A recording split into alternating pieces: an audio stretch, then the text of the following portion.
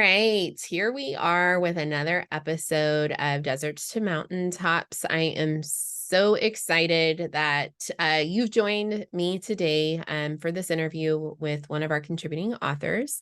My name is Jess Buchanan. I am the founder of Soul Speak Press. We are a non-traditional boutique publishing company that serves women who've been through something, now they know something, and they want to teach us something. And so today we have Stacia Bissell, who is one of our contributing authors for our second volume of Deserts to Mountaintops, Choosing Our Healing Through Radical Self-Acceptance. She has a phenomenal story, and I cannot wait for her to share it with you all. Stacia, welcome. Thanks for coming on. Thank you, Jess. It's great being here. Been looking forward to it. I have so enjoyed getting to know you and learning more about your harrowing deserts to mountaintops moments.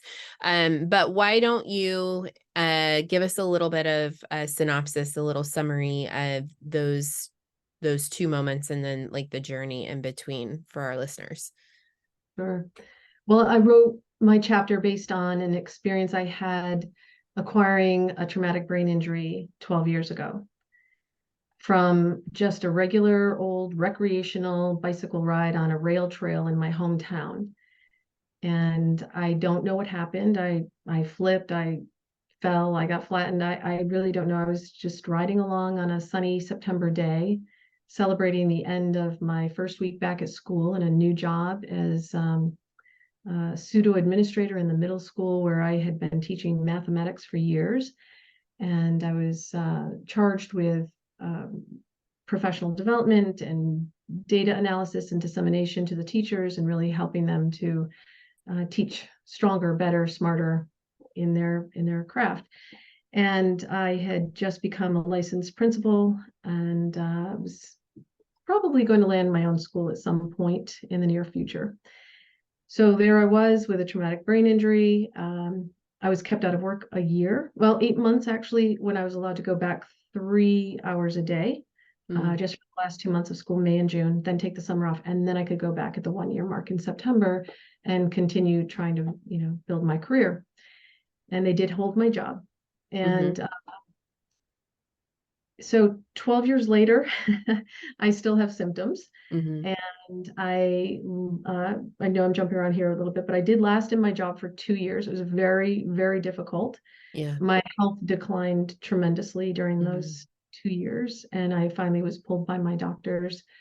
And that's when I started to rebuild my life. And today I am a brain injury coach, speaker, advocate, educator, and now writer on the topic. And I think I have a lot to offer from a lived experience and the ability to teach and coach. I was a trained teacher coach.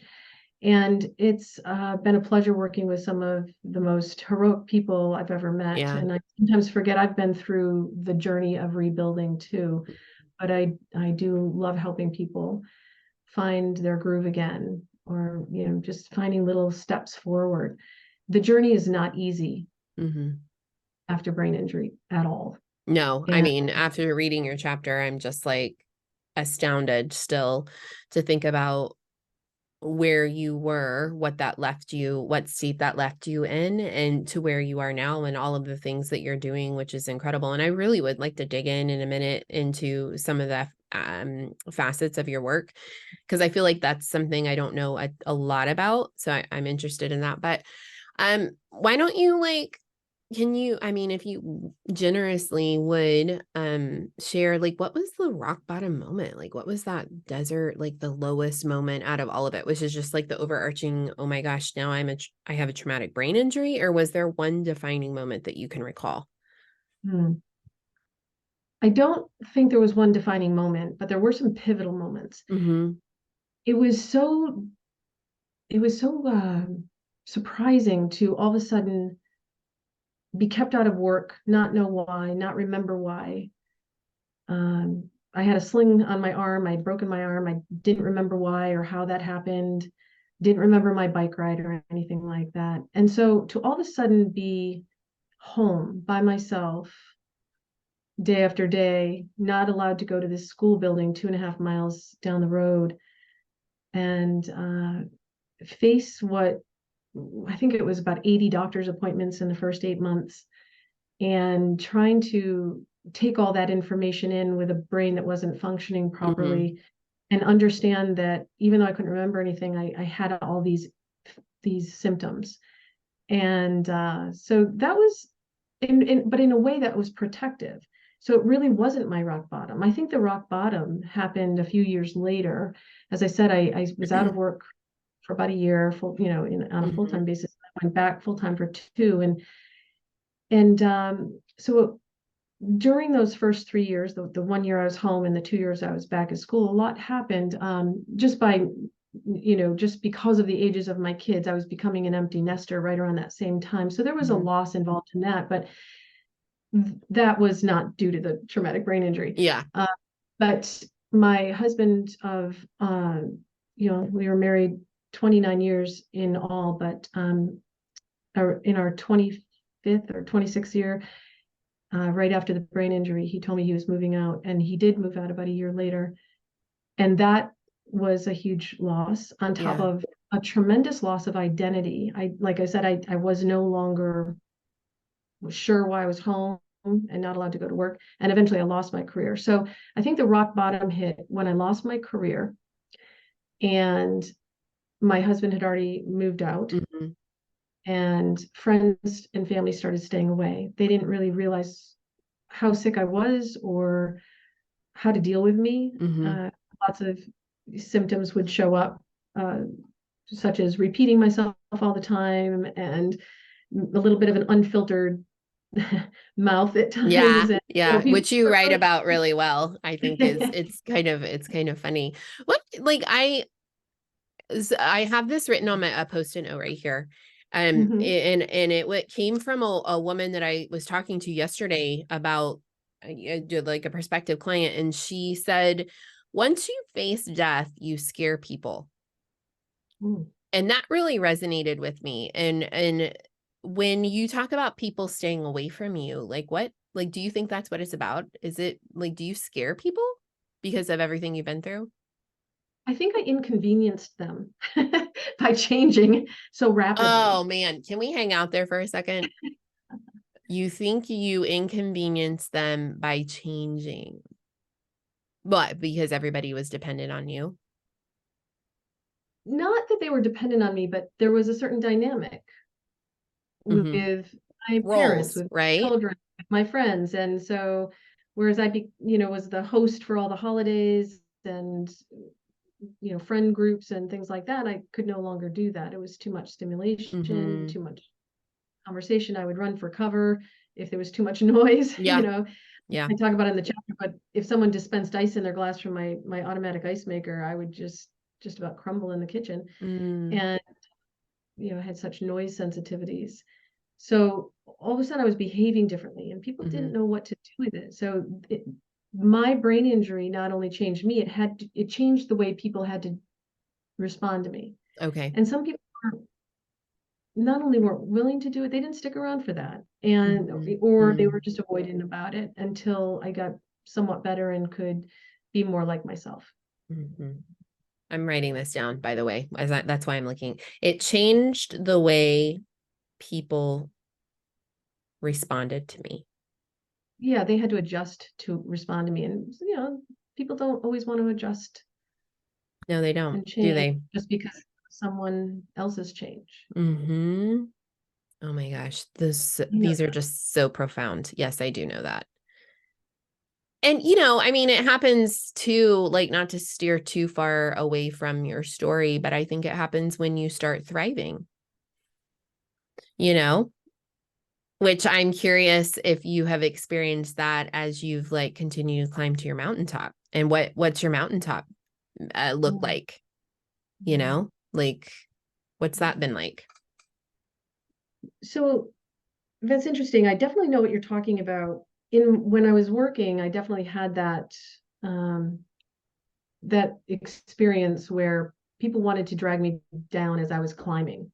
And I had that happen a number of times with key, certain players in my field, and that never felt good. But it's been different this time. My existence became quite small after my TBI occurred. Mhm. I couldn't go out as much. I couldn't be as, in public as much. I wasn't working anymore. So the things I've done to build myself back up have been on the quieter side. And having certain people removed from my life by their choice, like we talked about that a few minutes Yeah. ago, allowed the right people to be around me. And I say this too in my story, that sometimes when your circle decreases in size, Yeah. that can actually increase its value. Yeah. And that's sort of what happened. And the people I found myself surrounded by, my chosen family, my chosen sisters and so forth, were really supportive and have been. And if I don't find them, I choose just not to have future exposure. Mhm. So as I've been rebuilding and climbing, I feel very supported actually, and haven't felt, maybe it's my TBI, maybe there's something that has turned off, but I don't feel that competition. I just feel beautifully supported by people like you, Jess, Mm. and some of, like I said, some of the chosen sisters in my life, and Mhm. I've been blessed by that. That's so I think. amazing how you can just turn. I mean, you could have easily stayed a victim, Mm. you know? And I heard something this morning. I'm just pulling out all the quotes. I've been very tuned in to like the conversations that I've been having and the podcasts I've been listening to, and I'm just open to receiving. But something along the lines of, don't feel sorry for me because I'm not a victim, I'm a survivor. Oh wow. Mm. And that feels very resonant. Um, but I would say that that's how I view you too, right? Like you could have very easily stayed a victim. How did you pull yourself up from that? Like why'd you decide to move from being a victim to a survivor? Mm. I think it's because it's not an attractive place to be. Mm, And it's a choice. It's a better way of kind of letting go of some things. Um, I don't I'm not sure where to go from there. I just mm-hmm, think it has a lot to do with maybe I care too much of what people think of me, and I am trying to work on that. But I didn't want to be looked at as someone who harbors so much animosity toward anyone along the way who didn't understand. I can mm-hmm. speak about it. I feel a little twinge here and there, but Sure. I can speak about it and intellectualize it, and that has been helpful. And it's Well, now. and it's not your story, right? Like that's not your story. It didn't it's interesting, because oftentimes we think our lives end in that traumatic moment with that accident, or with the kidnapping. But in reality, what happens is life begins there. Yes, yes. It's sometimes way down the road that you have those moments that are pivotal, that you start to rebuild and redesign and redefine and climb Yeah. up. And Yeah. I talked about this too. I knew I needed to climb out of this thing. I knew I needed to change my outlook on it. And I think that has a lot to do too with that victim Yes. mentality. I knew I needed to climb away from whatever was not feeling great. And what I didn't realize is that when I started climbing, I didn't get very far without first building a ladder. I look at it, very metaphorically. I had to Mhm. build the ladder first, which meant to me, I had to figure out who I was and why when I had that accident, because some of that stuff was being stuck inside of me. It plugged the progress of Mhm. climbing.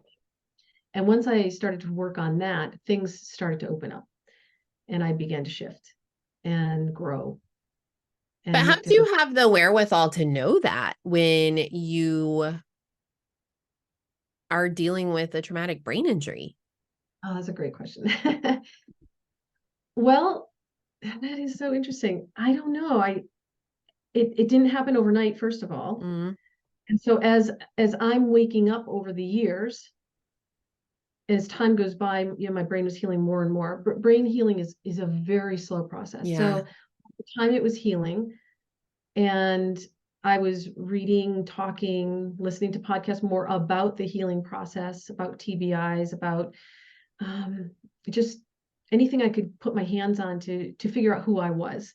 Mm-hmm. And I think one of the best gifts I was given was the fact that I met a few women who had brain injuries the day after mine occurred, and they were local actually, and they saw one of them saw my picture in a little blurb in a local magazine that I was speaking at a conference, and Mm-hmm. she hunted me down and left a message on my machine. That was Mm-hmm. back in the day I had a landline, and said, I really want to meet you.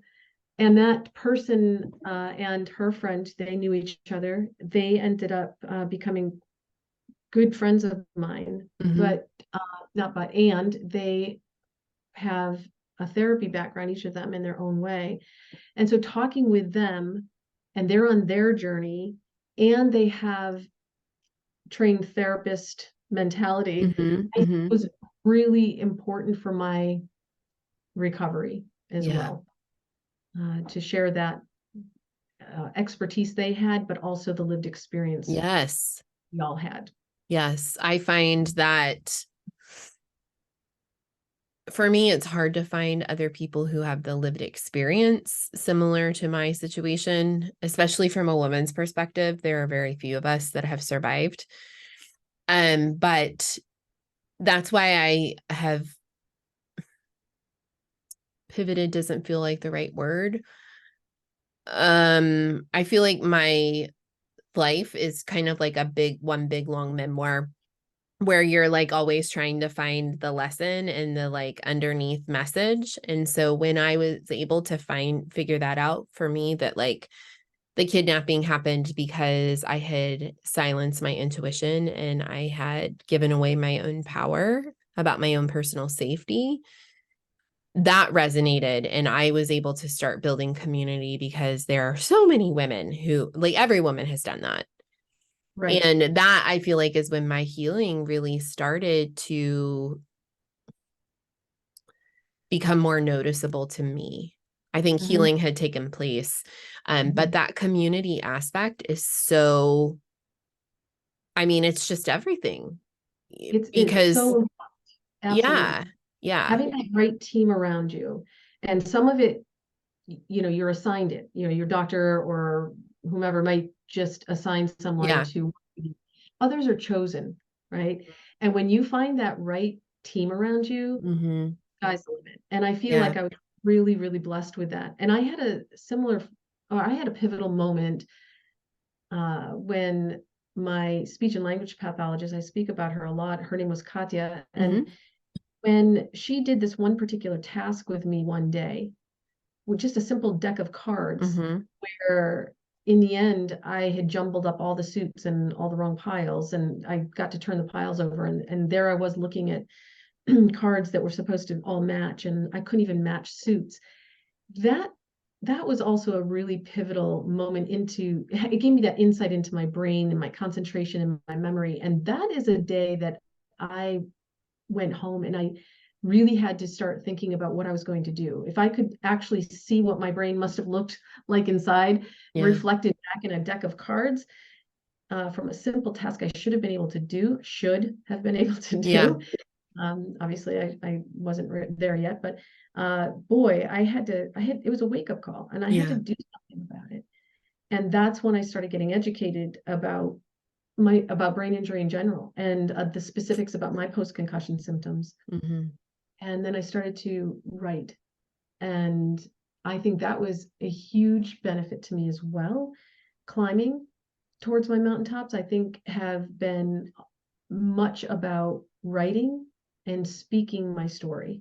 yeah, When I started putting words, which were so hard to find and still can mm-hmm, sometimes be hard to find, we were talking about that before we had got on the air, that uh, it put truth to it.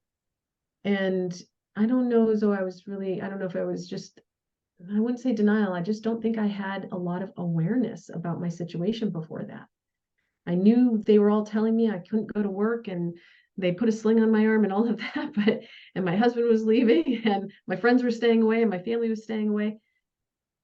But I really still didn't know what was going on. And Yeah. having it so black and white in front of me made me realize that this is on me. I've got to do something. And it just takes forever with a slow brain. You know, everything takes longer to calibrate. And so it's just been a multi-year journey. Yeah. I have symptoms Wow. every day. I manage them differently now so that I get Yeah. through. It's such an amazing story. I'm so glad, A, that you're here, and Thank you. B, that our paths crossed. You're a phenomenal writer, for one. And so it, for me, has been a joy to work with you as your developmental editor and your writing coach and support you in that way. What is the writing process like for someone with a TBI? And then I guess I'm curious, like, what has your experience been with working with Soul Speak Press? Okay. Well, the writing process was interesting.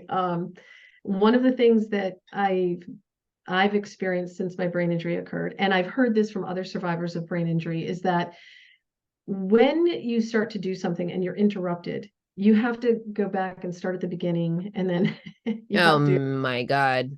and I guess it's probably not just brain injury survivors, but it's more so because we forget Yeah. where we were, we forget where we were going, Yeah. because we all have memory issues, or most Yeah. of us. And so that was a little bit of, that took a lot of time. And each time I had to recalibrate and figure out, okay, what was I going to say now? And I'd read things over and over and over again that I Mhm. wrote to make sure that it sounded right. Because I could get through a paragraph of writing a paragraph and I'd read it through and I'm like, oh, wow, did I just write that? Yeah. That sounds, I couldn't even remember that I Yeah. just wrote For the record, that happens to writers, though. Because you'll come back and read something and you're like, damn, that was that was good. Where did good. that come from? Right. I wish See, every that just paragraph was means you're a real writer. check. That's great.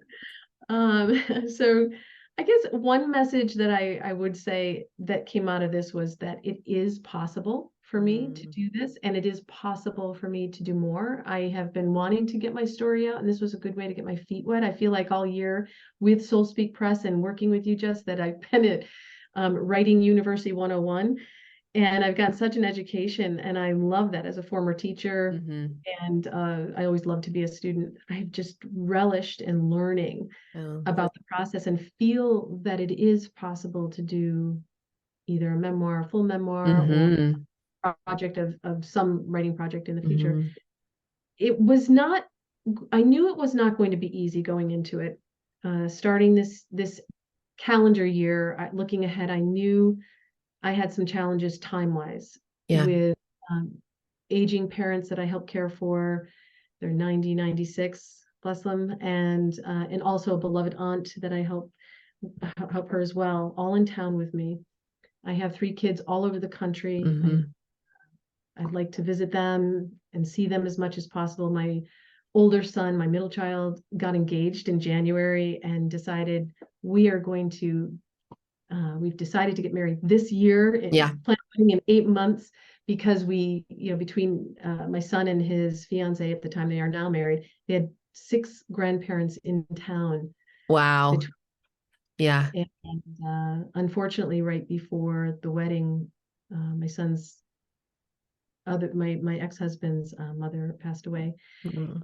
So we then had that on top of the wedding. And so there were just a lot of things that I knew were going, Mhm. some I didn't know, and some that I did know that were going to be on the calendar and taking up my time. And so when the writing started, uh, it took a little bit longer than I thought to get my thoughts out.